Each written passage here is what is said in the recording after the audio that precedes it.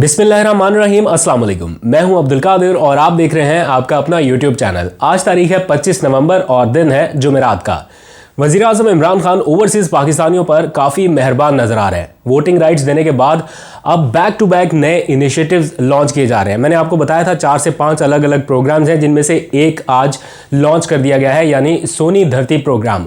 पैसा दो और पॉइंट्स लो, रिवॉर्ड्स लो। ये किस तरह पॉसिबल होगा, बाहर बैठे ओवरसीज़ पाकिस्तानी किस तरह से फ़ायदा उठा सकते हैं और उनके रिलेटिव यानी इनलैंड पाकिस्तानी यहाँ पर रहते हुए किस तरह से मुस्तफ़ीद हो सकते हैं, ये सारी इन्फॉर्मेशन आपको बताऊँगा। वैसे तो ये प्रोग्राम लॉन्च हो चुका है, लेकिन बहुत सारे पैगामात मिले हैं कि अभी भी बहुत सारे लोगों को कन्फ्यूजन है, नहीं जानते कि किस तरह से इस प्रोग्राम में पार्टिसिपेट करना है। तो उसका कुछ प्रोसीजर मैंने जानने की कोशिश किया, वो आपके सामने भी रखूंगा ताकि आप लोग उससे फ़ायदा उठा सकें। इसके साथ साथ कुछ इनलैंड पाकिस्तानियों की मुश्किलात की भी बात करेंगे आज, ख़ास तौर पर पेट्रोलियम मसनूआत की किल्लत जो मसनूई तौर पर पैदा की गई है कि एहतजाज की सूरत में उसकी वजह से कुछ मुश्किलात का सामना रहा, उस पर भी बात करेंगे कि हुकूमत और पेट्रोल जो डीलर्स एसोसिएशन है उनके दरमियान क्या बातचीत हो रही है।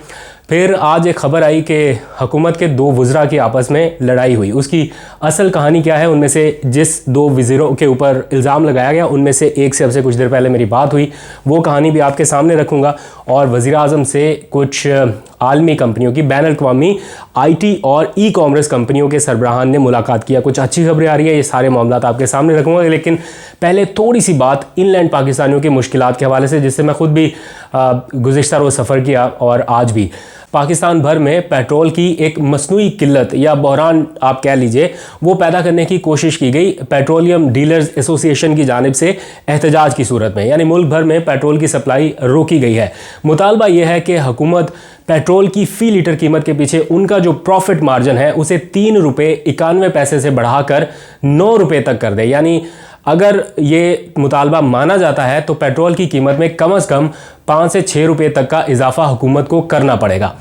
इस सारे मामले पे कुछ अपोजिशन जमातें और कुछ हुकूमत के मुखालिफ हल्के जो हैं वो ये कह रहे हैं कि ये हुकूमत की नाअहली का नतीजा है और इसकी वजह से ये लोगों को कितार में लगना पड़ रहा है। लेकिन दर हकीकत ये हुकूमत का जो स्टैंड है वो आवाम की सहूलत के लिए लिया गया है। ऑल्दो के पेट्रोलियम मसनूआत की कीमतें आगे जाके बढ़नी ही बढ़नी है, क्योंकि IMF से एग्रीमेंट हो चुका है और पेट्रोलियम लेवी जो हमने अभी तक 9 रुपये तक रखी हुई है उसे IMF से एग्रीमेंट के नतीजे में हमें 30 रुपये तक लेके जाना है। हुकूमत ने इसका ऐलान कर दिया है, मरहलावार ये 30 रुपये तक जाएगी, यानी हर महीने 4 रुपये पेट्रोलियम डेवलपमेंट लेवी में इजाफा होना ही होना है। अब इस सूरत में आलमी मंडी में कीमतें कितनी ऊपर नीचे जाती हैं उसका भी असर रहेगा। ज़ाहिर बातें बढ़ रही हैं तो हुकूमत वो भी बढ़ाएगी।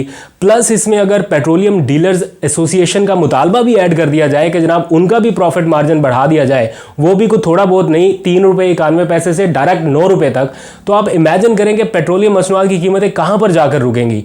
पाकिस्तानी अवाम वैसे भी इस वक्त लाइनों में लगी हुई है, उनके ऊपर मज़ीद कितना बोझ पड़ेगा। तो इसके ऊपर इस वक्त जो हुकूमत ने स्टैंड लिया हुआ है, मैं ये समझता हूँ कि ये स्टैंड बिल्कुल दुरुस्त है। 1 रुपया बढ़ाने की उनको पेशकश कर दी गई है। जो मुज़ाकरात इस वक्त हो रहे हैं कि अगर बढ़ाना ही है तो 1 रुपया बढ़ा लें, और इस हवाले से एक समरी ऑलरेडी ECC को भेज दी गई है। लेकिन डीलर्स एसोसिएशन का ये मुतालबा है, ज़िद है, हटदर्मी है, या जो भी आप कह लीजिए कि जनाब नहीं, इसे 9 रुपये तक किया जाए। बाकी शहरों में क्या हो रहा है वो ज़रा कमेंट करके बताइएगा कि क्या सिचुएशन है, बिकॉज वफाकी दारुल-हुकूमत पावर कॉरिडोर्स के ज़रा ज़्यादा नज़दीक है। इम्प्लीमेंटेशन, लॉ इन्फोर्समेंट और बहुत कुछ डंडा भी चल जाता है यहाँ पे, बाकी शहरों में उस तरह से नहीं चलता। तो क्या पोजीशन है बाकी शहरों की, ज़रा वो भी बताइएगा कि किस हद तक आप मुतासिर हो रहे हैं। लेकिन मेरी यहाँ पर आपसे एक दरख्वास्त है, एक दरख्वास्त, वो ये कि इस मुश्किल घड़ी में भी और इससे पहले भी आने वाली मुश्किल घड़ियों में जब जब पेट्रोल का बहरान पैदा हुआ तो PSO ने आवाम का भरपूर साथ दिया, और उन्होंने इस बार भी ऐलान किया कि हमारे जो स्टेशंस हैं, पेट्रोल स्टेशंस, वो खुले रहेंगे। इस्लामाबाद में खुले हैं, मुझे बाकी शहरों का पता नहीं, मैंने मालूम नहीं किया, आप लोग बेहतर फीडबैक दे सकते हैं। लेकिन 3 ऐसे ऑयल कंपनीज़ हैं जिन्होंने हुकूमत का साथ देने का ऐलान किया। उनके नाम यहाँ पे लिखे हुए हैं, उनमें PSO है, फिर शेल है, फिर हेस्कोल है। इन तीनों ने ऐलान किया कि वो स्ट्राइक का हिस्सा नहीं बनेंगे। और आप लोग ये जहन में रखिएगा कि जब नेक्स्ट टाइम आपको फ्यूल डलवाने जाना हो, आप माइंड में रखिएगा कि आज के दिन आपने कितनी अजियत बर्दाश्त की है, और नेक्स्ट टाइम आप इन 3 में से किसी एक का इंतखाब करें। प्रायोरिटी PSO हो तो ज़्यादा बेहतर है, वरना शेल और हेस्कोल जो मुश्किल टाइम में आप लोगों के लिए खड़े हुए, आप लोग भी उनका साथ ज़रूर दीजिएगा। फ्यूल तो डलवाना है, उतने ही रेट में डलेगा, लेकिन एटलीस्ट दूसरी कंपनियों को थोड़ा सबक तो सिखाए ना मिलजुल के। खैर आगे बढ़ते हैं, थोड़ी सी बात कर लेते हैं ओवरसीज़ पाकिस्तानियों के लिए कुछ अच्छी खबरों की। मैंने आपको बताया जैसे वोटिंग राइट्स उनको मिल गया, रोशन डिजिटल अकाउंट्स हो गया, फिर वहाँ पर बैठकर यहाँ घर खरीदने की सहूलत और भी बहुत सारी चीज़ों के ऊपर काम हो रहा है। उनमें से एक मंसूबा था सोनी धरती प्रोग्राम, यानी ये एक काइंड ऑफ रिवॉर्ड या पॉइंट्स आपके पास आ सकते हैं जिनको आप बाद में रिडीम कर सकते हैं, आप उनको कैश की सूरत में वापस ले सकते हैं। ना सिर्फ ओवरसीज़ पाकिस्तानी वहाँ पर बैठकर ये सारी सहूलत ले सकते हैं, बल्कि उनका मुकर्रर किया हुआ कोई नुमाइंदा, कोई बेनिफिशरी, कोई घर का फ़र्द, कोई दोस्त, कोई भी पाकिस्तान से भी ये सहूलत हुकूमत से ले सकता है। अब उस सिलसिले में होना क्या है, मैंने कुछ देर पहले ये जानने की कोशिश की कि प्राइम मिनिस्टर ने भी खिताब कर दिया, शौकत तरीन ने भी खिताब कर दिया, बहुत सारे लोगों ने, गवर्नर स्टेट बैंक ने भी खिताब किया, लेकिन स्टिल थोड़ी सी कन्फ्यूजन है कि इससे लोग फ़ायदा किस तरह से उठाएं। प्रोग्राम लॉन्च हो जाते हैं, बहुत बड़े बड़े इनिशिएटिव भी लॉन्च हुए, लेकिन मसला आ जाके रहता है उन लोगों को जिनके लिए प्रोग्राम लॉन्च किए होते हैं, उनको ही नहीं पता होता कि इससे फ़ायदा कैसे उठाना है, कन्फ्यूजन रहती कहीं ना कहीं। तो मैंने अभी थोड़ी देर पहले इसकी सारी इन्फॉर्मेशन लेने की कोशिश की, मैं आपको बता देता हूँ। इस सहूलत को इस्तेमाल करने के लिए आपको करना यह है कि सोनी धरती एप्लीकेशन है, वो ऐप आप लोगों ने डाउनलोड कर लेनी है। कितने $1000 भेजने पर कितना आपको फ़ायदा होगा ये भी मैं आपको थोड़ी देर में बताता हूँ। ये एप्लीकेशन इनलैंड पाकिस्तानियों के लिए नहीं है, ओवरसीज़ पाकिस्तानियों के लिए है, लेकिन उसका फ़ायदा जारी बात है यहाँ के लोग भी उठा सकेंगे। तो जनाब ये एप्लीकेशन डाउनलोड करने के बाद आपको अपना CNIC यानी शनाख्ती कार्ड नंबर और पासपोर्ट नंबर डालना है और कुछ चंद एक और ज़रूरी इन्फॉर्मेशन जो बैंकिंग सिस्टम को इस एप्लीकेशन के साथ कनेक्ट करने के लिए रिक्वायर्ड होंगी वो आपको डालनी होंगी। उसके बाद आपका एक पॉइंट्स या आपका रिवॉर्ड सिस्टम जो है वो हुकूमत के साथ कनेक्ट हो जाएगा और आप उस एप्लीकेशन के ऊपर देख सकेंगे कि आपके पास कितने पॉइंट्स आ रहे हैं। इन पॉइंट्स के बदले आप क्या क्या सहूलियत ले सकते हैं वो भी मैं अभी आपको बताऊंगा, लेकिन पहले बात कर लेते हैं कि कितने $1000 भेजने पे आपको कितने पॉइंट्स मिलेंगे। तो जनाब $10,000 अगर आप बैंकिंग चैनल के जरिए भेजते हैं तो आपको ग्रीन पॉइंट्स मिल जाएंगे, ठीक है, वो वहां पर उस एप्लीकेशन में शो भी होंगे। फिर अगर 10 से लेके $30,000 तक आप भेजते हैं तो आपको गोल्ड पॉइंट मिलेगा, वो गोल्ड पॉइंट भी उस एप्लीकेशन में आपके अकाउंट के साथ शो होता हुआ आपको नजर आएगा। फिर अगर $30,000 से जायद की रकम भेजते हैं तो फिर उसके ऊपर आपको प्लाटिनियम पॉइंट्स मिल जाएंगे, यानी रिवॉर्ड मिल जाएगा।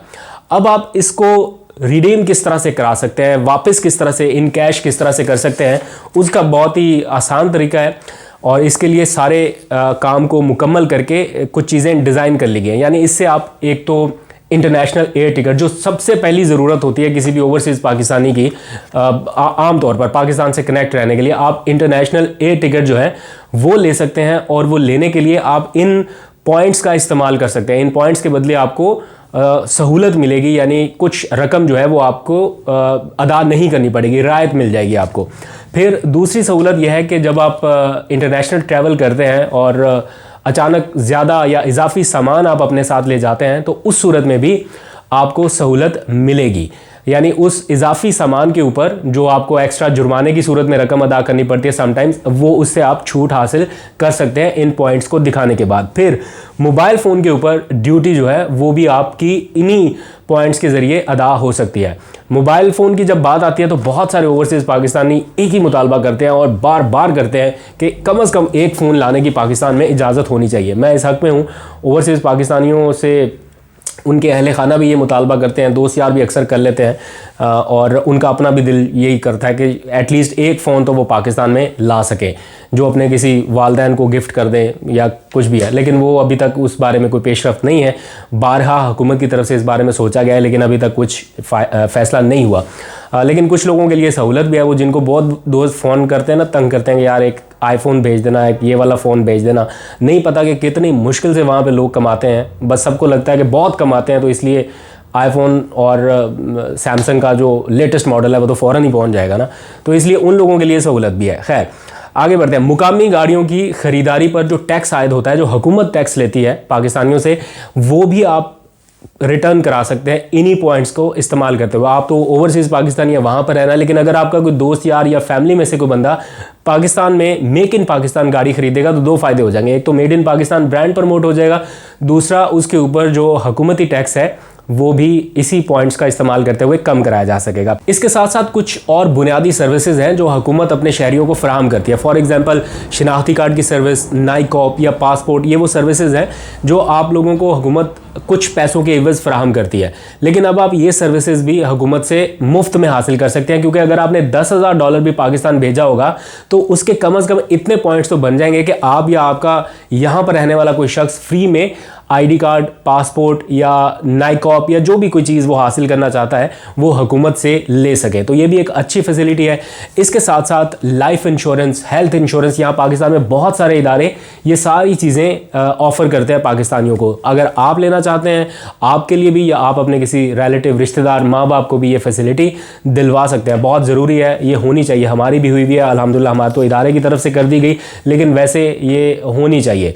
बाकी बड़े तरक्की याफ्ता मुल्कों में ये चीज़ बहुत ही कॉमन है, लेकिन पाकिस्तान में इतनी कॉमन नहीं है, ऑल्दो के बहुत सारे इदारे ये सर्विसेज देते हैं। फिर OPF स्कूल में आपके बच्चों की जो तालीम है उसके मद में जो आप फ़ीस अदा कर सकते हैं वो फ़ीस भी कम कराई जा सकती है इन्हीं पॉइंट्स का इस्तेमाल करते हुए। और last but not the least, utility stores पर आप जो शॉपिंग करते हैं, अशिया ज़रूरिया ख़रीदते हैं, गंदम, आटा, चीनी, दालें, चावल, जो भी आप ख़रीदेंगे यूटिलिटी स्टोर से, एक तो ऑलरेडी आपको थोड़ा सा कम कीमत पर वो सब्सिडाइज रेट पर मिल जाता है, प्लस इसमें भी आप अपने बिल में कमी ला सकते हैं। तो ये ज़बरदस्त ऑफ़र है।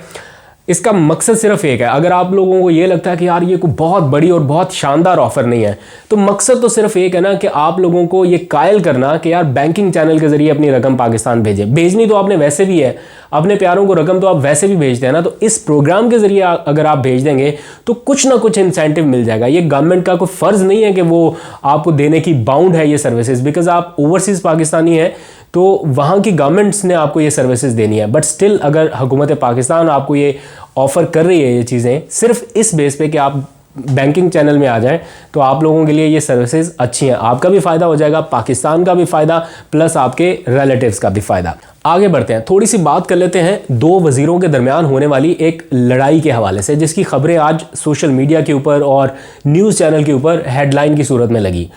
आपको मालूम है कि वज़ीर-ए-आज़म इमरान खान और उनके मुआविन ख़ुसूसी मलिक अमीन असलम माहौलियात के शोबे में बहुत कुछ बेहतर कर रहे हैं। उन तमाम मुल्कों से अच्छा कर रहे हैं जिनके पास बहुत ज़्यादा रिसोर्सेज हैं, वसाइल हैं, लेकिन फिर भी पाकिस्तान कम वसाइल के बावजूद अच्छा परफॉर्म कर रहा है। गुज़िश्ता दिनों लंदन में एक ग्लासगो में एक कॉन्फ्रेंस हुई COP26। उस कॉन्फ्रेंस में मुझे ख़ुद भी शिरकत के लिए जाना था, लेकिन अनफॉर्चुनेटली वो वीज़ा प्रोसेस थोड़ा डिले हो गया, इसलिए मैं जा नहीं सका, वरना शायद मैं भी उसकी कवरेज के लिए वहाँ पर होता। तो वो एक ऐसी कॉन्फ्रेंस हुई जिसमें दुनिया भर के जो अहम तरीन ममालिक हैं माहौलियाती शोबे में जो काम कर रहे हैं उनके सरबराहान ने शिरकत की। आपको मालूम है अमरीकी सदर, बरतानवी वज़ीर-ए-आज़म और बहुत बड़े बड़ी अहम शख्सियात वहाँ पे शरीक हुई।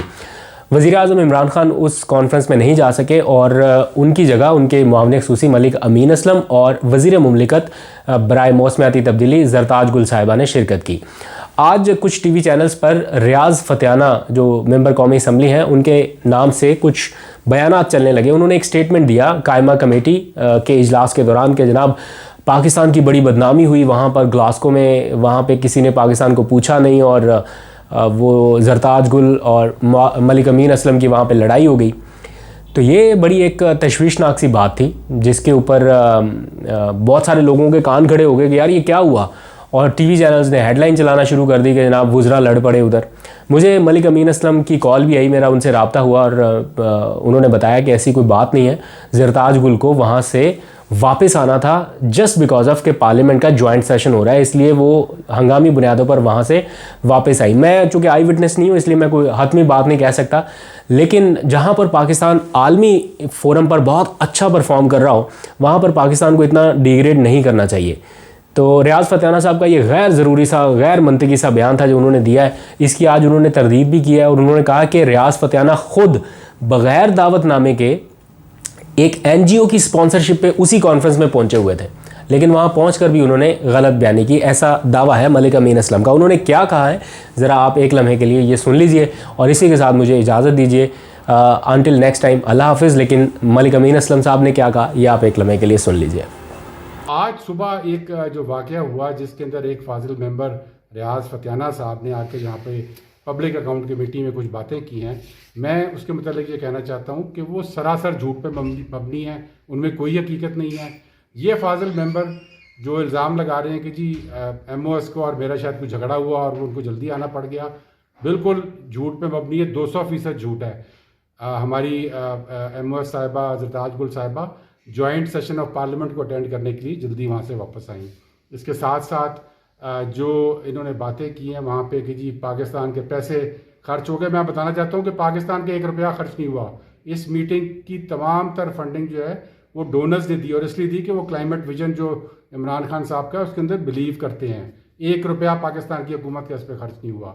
इसके साथ साथ उन्होंने और भी कुछ ऐसी बातें की, मुझे समझ नहीं आई कि उनकी गलतफहमी थी क्या। शायद ये गलतफहमी इस वजह से थी कि वो एक बगैर किसी इनविटेशन के एक NGO की स्पॉन्सरशिप पर वहाँ पर पहुँच गए। उनका दिल था कि वो ऑफिशियल डेलीगेशन का हिस्सा बन जाए, वो हो नहीं सकता था क्योंकि प्राइम मिनिस्टर ने ऑफिशियल डेलीगेशन जो है वो डिसाइड करके भेजा था यहाँ से, जो नेगोशिएशन कर रहा था वहाँ पे। उसके बाद उन्होंने कोई ऑफिशियल गाड़ी मांगी, हमारे स्टाफ को हरासा करके टेलीफोन की सिमें मांग रहे थे। वो कुछ भी नहीं हो सकता था क्योंकि ये इमरान खान की हुकूमत है और इसमें लॉ के मुताबिक काम होता है।